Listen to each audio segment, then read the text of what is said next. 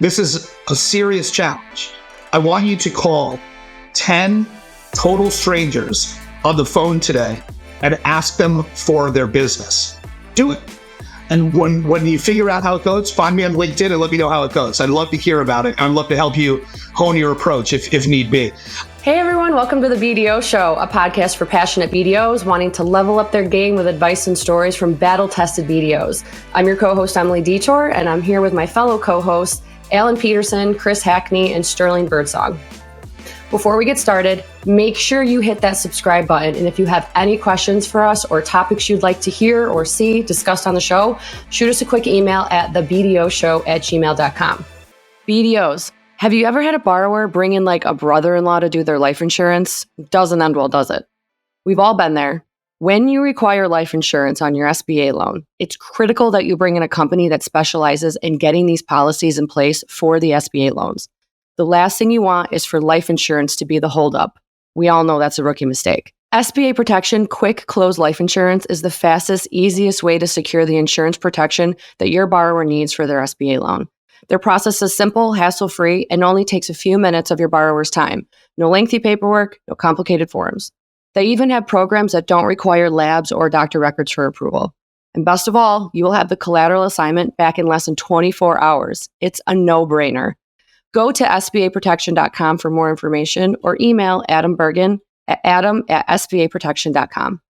Again, thank you for being with us. Today, we're going to take it back, way back. We will be discussing what a BDO's first day on the job looks like, and we are going to chat with Alan Peterson himself right now.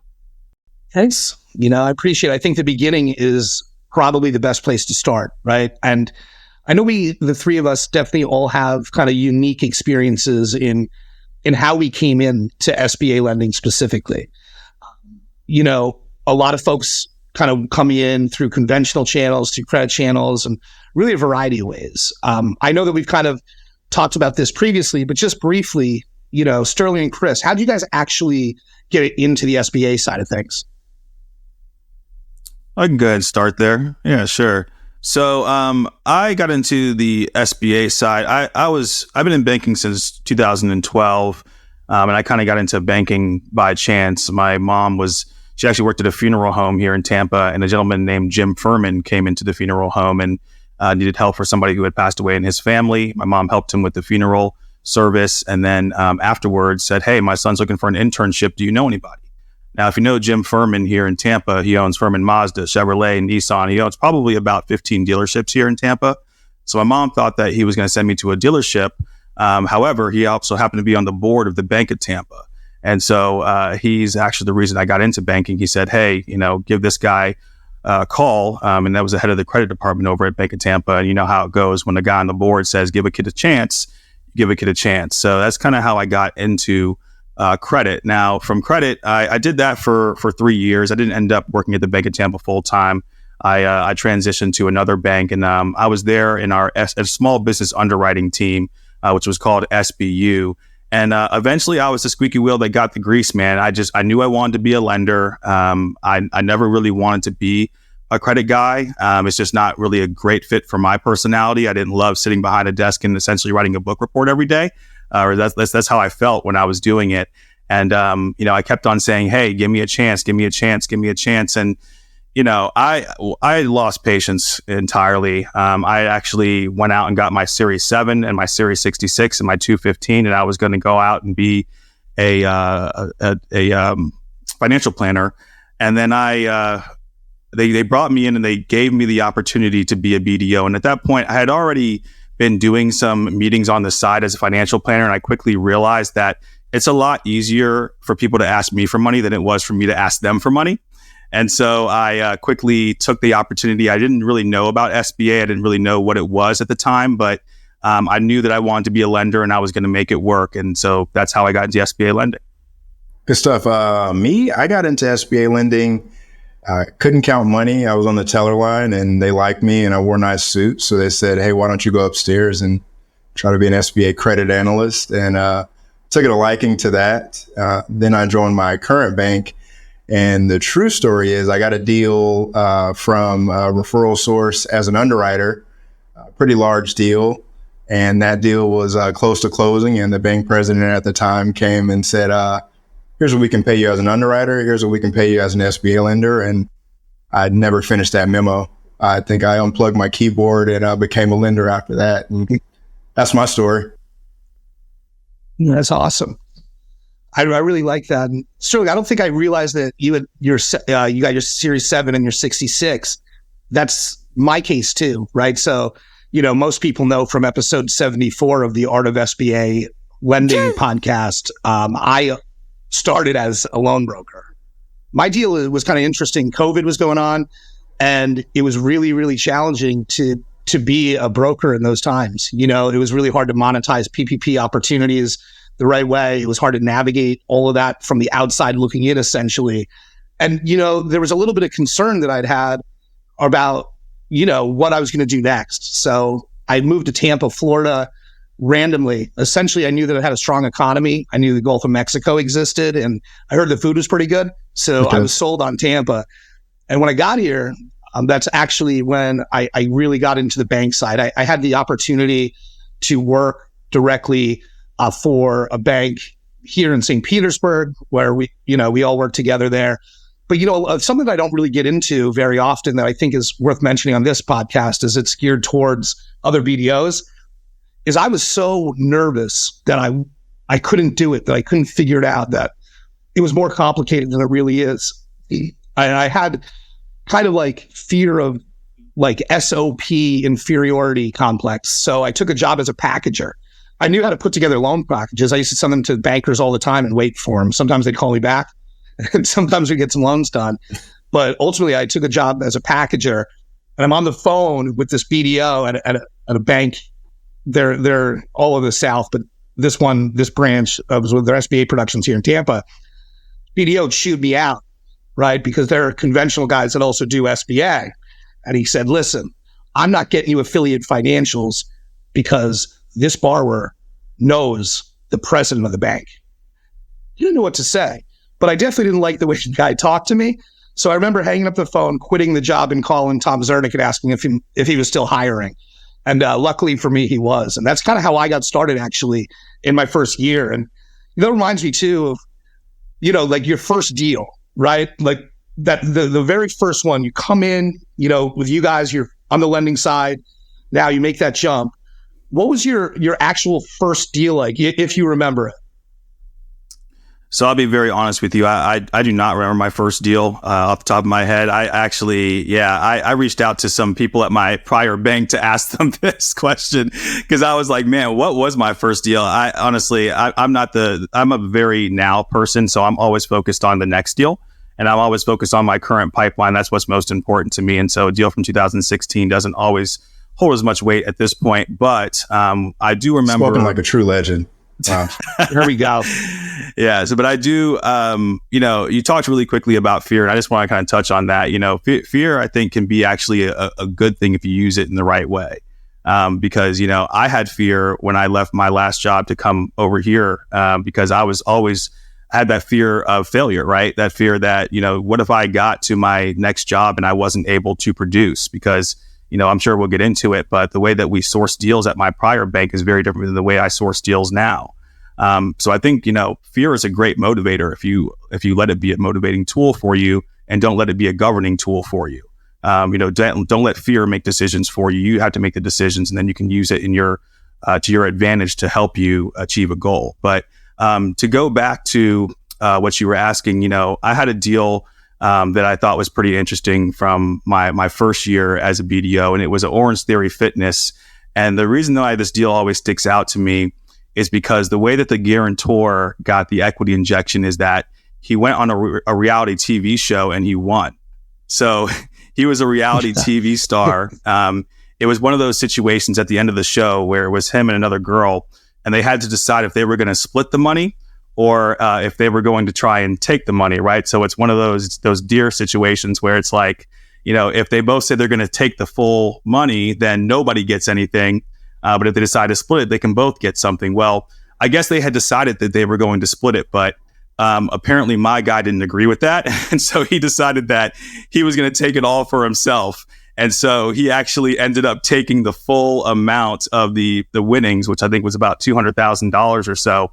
And that was the money that he used to go ahead and start that business. So I always thought it was kind of an interesting one that stood out to me. It's a smart man. Awesome. He's a real smart man. Sharp borrower. Shout out to Orange Theory too. Can we lend to him I used again? to always go there. Yeah. I would love to, man. He's doing really well. He's got multiple locations up in Pennsylvania now. What a crazy origin story, though. You kind of stiff this gal, and now you've got an Orange Theory empire. Love America. Yeah, what are you asking, Alan? First deal, where'd it come from? Yeah, that's what I think we'll run with. Yeah, my first deal, people like me. It's the only skill I have. I was a teller. Emily, you can roll them to the left and the right. No, just Emily being one of those people. Chris. Yeah, so I was at the branch up in Atlanta. I moved down here to Florida to join my current bank. My old branch manager calls me up. He's like, hey, don't you guys do a lot of those SBA loans? We won't do this deal here. It's like, yeah, I'm just an underwriter, man, but I could flip it over to someone. And he sends the deal. It's $4.5 million hospitality deal. So, me being the LeBron Jordan that I am, came out of the gate hot, 4.5 milli. At that time, we had loan officers that were doing $2 to $3 million a year. We weren't really a huge shop on what we call our core loans. We were doing mostly small balance. That was a pretty big deal. It was a pretty solid deal at the time too. And that was the same deal where they came to me and said, hey, here's a difference in your comp. And so that was the fear aspect for me. I was used to being an underwriter, solid base, good life, loved my career. Wanted to be a lender at some point, but didn't know if I was quite ready. But you have those moments and those inflection points in your career, and that was one of them. I'm not entirely money motivated, but that was, a pretty large differential in pay. And I said, well, you know what, I can make it work at least for 6 months with that difference in pay. So I jumped off the bridge, and it's been good ever since. How'd that deal work out, awesome. Chris? Yeah. So apparently, people don't really hotel too much up in that area. We forgot to ask that question, but it's fine. That's episode 3. That goes back to good underwriting. I'm sure we'll talk about that on another episode sometime. I did not underwrite my own deal. So for the record, not my fault, but yeah. Straight out the gate. For the record. That's interesting, Chris. I think you remember this. When I was working with you guys, Chris wasn't a manager yet. He was still in production, but he was like the guy. I came in new off the street. I'm working out of the West Tampa banking center, and I'd I'd stay late. I didn't have to worry about distractions like my kids screaming. You might hear them right now. And Chris was like, yo, I'm really busy. I think this deal's got legs, run with it. And that was my first approval, actually, and that's kind of a cool thing, that whole attitude of abundance thing, right? I think that's important for people that do what we do. It keeps you from try to cram every single deal down credit's throat. It keeps you from just acting in a desperate manner, which people can smell that on you. I know I can, right? But my favorite deal for my first year was a rent to own opportunity where we did it was debt refi and some working capital out of Oklahoma. And, we used to do site visits, as you know, so that was pretty cool, actually getting to travel for work and, really meeting with the borrower and get to know the whole deal. And that was really fun. But I remember that getting into closing, we were taking a bunch of collateral, and I just remember it being insanely long to deal with this small town in Oklahoma's government, to deal with the actual appraisals, the surveys, everything just took forever. So that's kind of when I learned, I remember on the flight back on that, I was talking to the head of the SBA lending at that time. And he said, listen, if your loan doesn't close, that's on you. I don't want to hear about anything like this. I don't care. Why didn't you get ahead of that stuff? Why didn't you order it? And I realized that owning the deal it's so important, and that's something that really kind of stuck with me. I think you guys would probably relate to that. Yeah. That deal I gave you too, you never closed it. And that story would be so much better if you actually closed the loan. When you always say it was my first approval, it's kind of oh. Well, at least it didn't go bad like your first. Oh, wait. This is a recorded line. This is recorded. Are those the deals that stuck man. out to you guys the most? Like in your first year? Deals that stuck out to me the most. When I was getting my start, obviously you do whatever kind of deals are coming your way, most of us. And a lot of it tends to be smaller deals, right? So you have those kind of heartwarming stories of, never forget, I helped this lady start a gym, which is still open. One for the boys there. But I'll never forget, it was like, all of it, maybe $200,000 or $300,000 loan, not a large loan. And, she's just bawling on the phone when I called her and told her that we got her approved. And, she thought like she could never be an entrepreneur. And, this was a start to her journey, and she's still doing well. So to be a part of that story, and then I had several more like that, kind of in a string in my first year, because a lot of lenders, as you grow in your career, you start to have this minimum threshold of, I only do loans of a certain size, which that makes sense for efficiency purposes. But those first couple of years, you're really helping the small business Main Street entrepreneur, and you have some great stories, and you build some good bonds with a lot of those borrowers too, because you don't have a lot going on. So you have a little bit more time to dive deeper on the phone with your borrowers and really connect too. So a lot of those first year loans really stick out to me. Yeah, no, absolutely. I remember, the toughest thing for a new BDO when you're coming into a bank or when you just got that first promotion, the key thing that I would tell you is that building credibility and trust in your shop is incredibly important. We laugh about the fact that, Chris's first deal went bad. But that those types of things happen, obviously. And, you never know what's going to happen when you lend somebody money. This is a risk-based business. And so some deals are going to work out. Some deals are not going to work out. You obviously hope that the vast majority of them obviously do work out in your favor. But I can guarantee you one thing: when Chris went in to present that loan, he knew his deal, and he was able to present that to the bank, and he was able to earn credibility extremely quickly within his shop, and he started to build a reputation. Whereas, when he brought the next loan and the next loan and the next loan, over time they started to say, hey, Chris is a sharp guy. He knows what he's talking about. And obviously that's what led Chris to being what he is today, right? And that's the reason why now he is the leader of our division. So that's one thing I would say to a new BDO is that, especially with those first couple of deals, don't get caught as a deer in the headlights. Don't get caught flat-footed. Make sure that when they ask you a question about the loan package or your deal, you need to know the answer to that question. You need to know your debt service coverages. You need to know the collateral. You need to know the guarantor and why he had a late payment 6 months ago. All those things are super important for you to be able to earn credibility in your shop. Yeah. And in that first deal, Sterling, I'm a bit insane. I wrote out my entire presentation or typed it out and memorized it, almost like a Toastmaster speech, but I memorized it so well, it looked natural. And I remember just doing such a great job that our COO at the time, he said, well, what type of watch does he wear? Because they wanted to find something. It was a joke, right? It's like, what type of watch does he wear? Like, you can't know everything about this deal. That was too polished, too perfect. There's like, he's got to not know something about this. So I just made up a Rolex, of course. I just made up a watch and everyone laughed. But you do build a lot of credibility by knowing your deal. It helps, on those deals that might be marginal, those deals where they're not the strongest, but if you can provide that explanation and you can fill in those gaps, it makes a lot of a difference. It's funny that you guys all say know your deal at a bunch of the conferences we've all been to together. Every time I go into a breakout session and you speak to brokers, you are always saying know your deal. It is 100% stuck with me. So that was kind of going to be my next question is, in your first couple years of being a BDO, did you guys approach brokers? Did they find you? How did you build some of those relationships? So I personally, I came from a bank where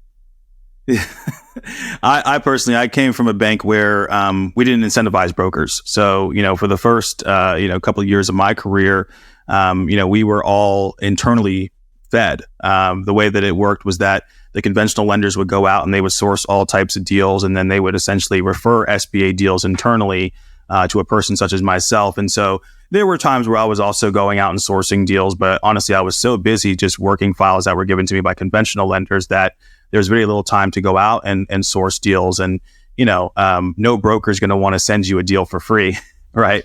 I don't like to work for free. Brokers don't like to work for free, and they shouldn't work for free. So, it actually ended up, I think, being a good thing for me in the long term, because it kind of forced me to go out and, meet some of your more traditional COIs, trying to meet with your CPAs and your lawyers and things of that nature. But also, I built a great banker network. I would go out and I would talk to bankers that worked at, my competition.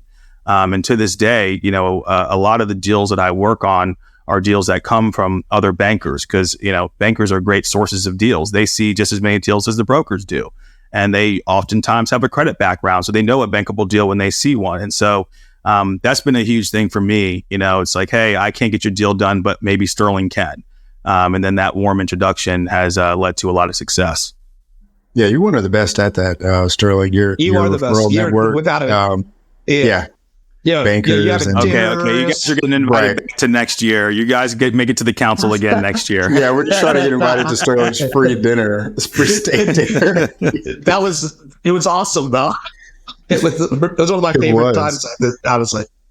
That's awesome. What about you, Chris, with the brokers? Yeah, absolutely. I got a list of brokers. It was a spreadsheet and straight up cold calling, and those cold calls were terrible. I didn't practice. I didn't have a script. I was just calling and having conversations. Eventually you do it enough and you figure out what works and you actually get good at it. But I regret I didn't spend the time to actually kind of develop a script and get better at cold calling first. I just powered my way through it and this is terrible. This sucks, but I got to do it. I got to make loans. And so I would just, 40, 50 calls a day, just no. But what really helped me is working at the shop where I still work at today. The credibility of the name of the shop where I worked at superseded mine. No one knew who the heck I was, but they knew my bank, right? So they said, well, I don't know who you are, but I heard good things about your bank. Here, we'll give you a shot, on this deal. Don't screw it up. And thankfully, I didn't screw it up there. So that goes a long way too. Are we allowed to plug our bank on here? Because I still need deals. If somebody wants to send some deals to me over here at Bay First, aka Credit Bench, I'm still lending. So, dude, can we put his email on the screen? Because I need my cut too. So if we could just you would also first internet too. Great. I want 1%. There's nothing but great banks here on this call. That's for sure. If you weren't great, you wouldn't be here. No, for sure. And what I'm thinking of with brokers is when I first started, I was in the West Tampa branch, which was so awesome. I used to stay there late, right? And I used to always task myself with not leaving until I hit the LinkedIn limit for adding people. And then I would just search through loan brokers Control C, Control B, Control C, Control B. It would take me hours. And I would just do that while also trying to call people I knew that didn't do any SBA loans at all, explaining to them that you're leaving money on the table, only hustling alternatives. And to this day, I still have some really good partners that weren't doing any SBA. They were doing merchant cash advances. They were doing term loans that were alternative products. They were doing bridge loans. They're doing conventional. And they just never thought to broker SBA. And I was able to kind of get in there and speak that language. And I still get a kick out of, some of my best deals come from guys that don't do a ton of SBA sometimes, but I was willing to really kind of poach them. Everybody wants to call everybody in the top, the big four business brokers, and call them all day. I still call on them, right? But the fact is, there's a lot of folks that are doing some really, really interesting things in originating deal flow. That is some of my favorite people to work with, if that's the case. Was Red Bull involved in that Control C effort, or was that just off natural adrenaline? No, I used to just whack Cuban coffees with Leo Alvarez, the branch manager. Coladas, man. In West Tampa. The king. He's the king of West Tampa. And he and Anthony Perez, who's the market president for Tampa, for Bay First on the conventional side, business banking, they would bring me out and we would just hit appointments together. And they're like, "Oh, you want a coffee?" And I'm trying to keep up with the guys, Of course. It was like adult peer pressure, right? And by the time we get to our third meeting, I'm sitting there like, shattering my teeth and stuff. It felt like Studio 54. But ultimately, I got my caffeine tolerance up, and we got a lot of business done that first year.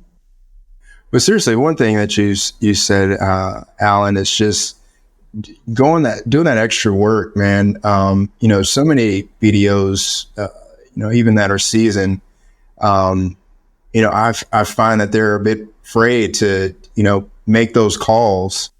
They're a bit afraid to make that outreach, and they're only working in a limited network, in their production. Not to say that, speak negative of anyone's production, but to get to that top producer level, to a certain level, you got to make those calls. You got to make that outreach. It's uncomfortable. Very few people like it, right? But you have to do it if you want to crack that sphere and go from solid average to up here. And, Alan Peterson, Sterling's of the world. It's like, you got to pick up that phone and overcome that fear of doing it. You got it, man. It's that phone phobia. Phone phobia, man. Dude, it's terrifying. Let's eradicate it. Most people only feel the symptoms of phone phobia on the 15th of the month when the commission check comes in late. You know what I mean? Starts with the light edge. I had a guy, I had a mentor early in my career who was actually the guy that I was going to go be a financial planner for. And we're still friends to this day. And he told me very early on that he said there's a direct correlation between doing the things that people don't like doing on a consistent basis and being successful. He said, if you go out there and you do the things consistently that people just hate doing, like picking up the phone and just calling people sometimes, like, putting yourself in uncomfortable situations, if you can do that consistently, you're going to stand out from everybody else because nobody else wants to do it and they'll find ways to avoid doing it. So what you're saying is spot on. I mean, when I first got into this, I did very similar to what Alan did. I was a little bit more honed in my approach, but I would go on to LinkedIn, and I also one time hit the max amount of invites that you could have in a given day, right? I feel like that's like a rite of passage. Everybody should do that once. It'll take you a couple hours, but it's part of building a network. But then you also have to you can call it sliding in the DMs, but you got to, reach out to these people, and you got to, make yourself known and, put yourself out there. And trust me, I got a lot of messages left on read. I probably still get messages left on read all the time, people who don't reach back out to me. And, I don't take it to heart. It's, it's part of the game. This is a numbers game at the end of the day. You're going to have to reach out to people. You're going to have to look at a lot of deals that you're never going to fund. You have to kiss a lot of frogs. But, at the end of the day, the thing that matters is your number, right? So you have to find a way to go out there and find deals and produce. And like Tom told you on that flight, Alan, if the loan doesn't close, it's nobody's fault but yours. If you don't hit the number, right, whatever your goal is, at the end of the day, it's nobody's fault but yours, right? So don't be afraid. Just go out there and find a way to make it happen. Yeah. What was cool too? Can we mention Ray's name on here? Is he a mythical figure in this, or is he a real person? He's behind the curtain. Not important. There was this guy. He's the godfather. He's the one here pulling this. There's this random guy on LinkedIn, and he goes, powerful eyes. He still does. Yeah. We're watching on Andrew's camera, but he was on LinkedIn, and he goes, it's been a while since I've done business development or outreach via phone, and I'm challenging myself to make, I don't remember the number of dials, but it was maybe 40 or 50. I don't remember the exact number. And then he did it, and over a course of a couple of weeks, and then he challenged other lenders, and it was like, now I'm challenging, Chris or Sean or whoever. Can we bring that back? Should we do that? We should. Let's do it right now. Episode 3? If anybody in the business is hearing this or seeing it, or however you're consuming this is a serious challenge. I want you to call 10 total strangers on the phone today and ask them for their business. Do it. When you figure out how it goes, find me on LinkedIn and let me know how it goes. I'd love to hear about it. I'd love to help you hone your approach if need be. I called the broker on Friday. He picked up. It was Friday at 6:30 p.m. I'm still doing this stuff, guys. I didn't stop doing that. I'm still hitting that LinkedIn max all the time, man. Like, I love this. I can't help it. The broker's like, hello, this is, like, hey, I'm Alan Peterson with First Internet Bank. We're national, hyper focused on the acquisition space. And I'm calling because I see that you're really active in social media. I have to assume that you're getting good results there. You're busy and I want your business. You could say something that simple, and that direct approach went over extremely well, because I'll tell you what, I was the only guy that called him at 6:30 on a Friday and said straight up, I want your business. So that would be the challenge. 10 and strangers. After you call those 10 strangers, if they send you a deal that you can't get home on, send it over to the BDO Show, and we'll make sure that it finds a good home.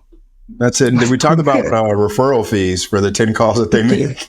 You get a 1% referral fee for making them call people. Yeah, I think this could work. That was kind of. Emily, get us back on track. We're just trying to make money now. Sorry. Well, that was going to be one of my next questions. Alan, reel it in. That was going to be one of my next questions. Is what did you guys used to do that you don't do anymore? And this seems to be that you have people coming to you because you're big you're big BDOs now. You've been battle tested. You guys are amazing. So, is there anything that you don't do anymore that you did then, or vice versa? Are you trying to get back, like going back to your roots, maybe trying to do stuff the way you first did it when you first became a BDO because you've skyrocketed in your career? And what kind of advice can we get to give to the new BDOs? I think that's what it takes. I don't want to have a big year every year. So in my mind, if that kind of effort gets me that sort of result, you got to get back to basics sometimes. You got to constantly be prospecting, in my opinion. Yeah. Me, I've lost the time and the capacity to do as much prospecting in the phone. I'll be honest. I just not enough time, but honestly, you could go a year and not really notice, like, you do a decent amount of production with all the other things you do. Like, oh crap, I never made an outbound phone call last year. I didn't make one to like a stranger, right? It was people that found me or brokers that I already knew, and not like having a 40, 50 call day. And that's a blessing. You get to that point too, right? But all the greats, all the Hall of Famers, they still practice, right? They still did 2 a day. So at some point, you got to get back to that if you want to be a Hall of Famer. Yeah, one thing go ahead. Sorry. Oh, no, I was going to say, one thing I'm still big on, to this day is just like, make sure you call people back, man. It's like the lowest hanging fruit ever. Mm-hmm. And like, like you said, we're at a point now where we're blessed for our phone to ring oftentimes. So we don't always have to do the outbound stuff, but don't ever get so high in your ivory tower that you forget that, you need to call people back, even if sometimes you don't even think it's going to be a deal that's necessarily going to be a good fit for you. You need to give people time. You need to coach people. You need to tell people why it's not a good fit, because you never know where that might lead. They might know somebody who is a better fit, or they could be a better fit for you in 6 months. You just never know. So, make sure that you do always call people back. In terms of things that I don't do anymore, I would say the only thing that I really don't deal with anymore, now that I've gotten to a better place in my career, is I don't deal with rude customers anymore. It's like, if you're somebody who is nasty and going to be very, tough to deal with from the word go, and it's going to be hard on me, hard on my people who are in the process, because, I protect my associate lender, I protect my underwriter, I protect my closers. So if you're somebody who's going to make their life painful and stressful, then this isn't the home for you. I got to a place in my career that I can deal with people who, are a good fit for my personality type, as well as, my bank's credit box. So, that's an important thing to me, and I had to fight to earn that over time. That's a great Awesome. point. That's huge. That's an interesting topic too. Like keeping, like when you're starting out, sometimes it can be hard to like maintain that respect, or what Sterling just mentioned, because you're like, I need the volume, man. I need the deal Like, sure, this guy's cursing me out. This guy's cursing me out, or this lady's cursing me out. I got to pick up the phone. I'm just going to roll with it. That's an interesting thing. Like, how do you manage that, I guess, when you're starting out too? What was your way to handle that, Sterling? Well, I guess you don't deal with it anymore, but starting out, how did you navigate that? You could probably talk a little spicy to me if we're about 2 weeks away from closing, because then the money's already in. I've already mentally checked closing off. So we're going to get that deal done still. But I bought 30 new sweaters already, and I'm like, this deal is closing. Don't get cute when we're in underwriting, Cashmere ain't cheap, and we're going to close this loan for sure. No, look, I mean, it all comes down to, treat people the way you want to be treated, right? I'm never going to speak aggressively to a customer ever, right? I'm only really here to stand my ground and to make sure that I'm treated with respect, because I'm always going to give respect, right? So, you just have to always remember that when someone is coming to you and asking for money, this is the nicest they will ever be. This is the nicest you're ever going to. This is the best time to deal with them. Okay, when you're asking them for financials a couple of years from now, they're not going to be as nice as they are when they're asking you for money. If the deal ever goes south and a deal ever goes bad, you will see a side of people that you thought you would never see, that you thought never existed. Trust me, I have been in open court testifying under oath for people that I thought were fantastic people that we lent money to, that had outside income and could have made the loan payment, and countersued and brought me kicking and dragging it, we had to bring them kicking and screaming into court, and so I'm there essentially testifying against these people. That wasn't a great day for me. So you have to realize that, when you're dealing with people, if they're going to be mean and nasty in the very beginning, it doesn't bode well for the relationship and where things could potentially go in the future. So trust me when I say it's just truly not worth it. Awesome, you guys. I want to thank you all for sharing your experiences here today. It was really eye-opening, and I cannot wait for some of the new topics that we're going to have next week. Again, so that's all for today. A huge thank you to everyone who listened in. Don't forget to hit the subscribe button and share with others. And again, we would love to hear from you all. So just take a few minutes to submit some questions and topics that you would like to hear from our hosts that we can dive into every single Monday. Those can all be sent directly to the BDO Show at gmail.com. Everybody, thank you for being with us. Until next time.